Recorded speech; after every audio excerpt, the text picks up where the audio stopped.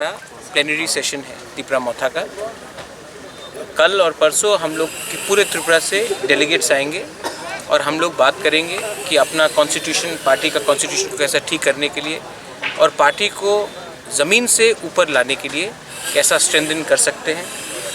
हम लोग अब सब जोनल कमेटीज़ बनाएंगे और हम लोग अपने पार्टी को और ज़मीन से जोड़ने की कोशिश करेंगे। मैंने देखा है कि अगर पार्टी में हर 2-3 साल में नया आप जान नहीं डालोगे, अगर आप नए लोगों को चांस नहीं दोगे तो पार्टी थक जाता है, पार्टी आलस हो जाता है। तो पार्टी को अगर एक्टिवेट करना है, पार्टी को अगर जान डालना है, पार्टी में जोश डालना है, यूथ को चांस देना है, महिला को चांस देना है, सीनियर्स को चांस देना है, तो ये अधिवेशन बहुत ज़रूरी था।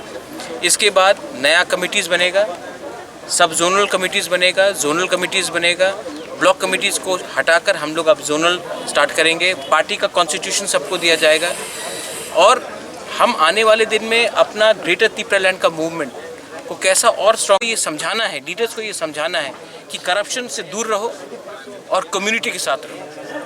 पावर आए या ना आए, कम्युनिटी के साथ वफादारी दिखाओ और आने वाले दिन में ग्रेटर त्रिपुरा लैंड का जो हमारा आंदोलन है उसको हम लोग कैसे और स्ट्रॉन्ग करें कि गवर्नमेंट ऑफ इंडिया के ऊपर प्रेशर डालें। ये हमारा डिस्कशन है।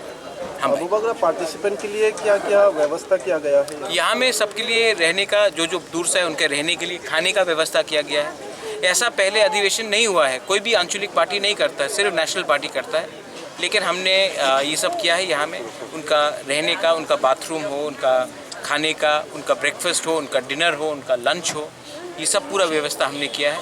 और हम चाहते हैं कि हर डेलीगेट जो आए वो पार्टी का कॉन्स्टिट्यूशन वापस लेके जाए, कि वो भी अपने गांव में समझा सके कि ये पार्टी क्या है और हमारा उद्देश्य क्या है। ये बहुत इम्पोर्टेंट है।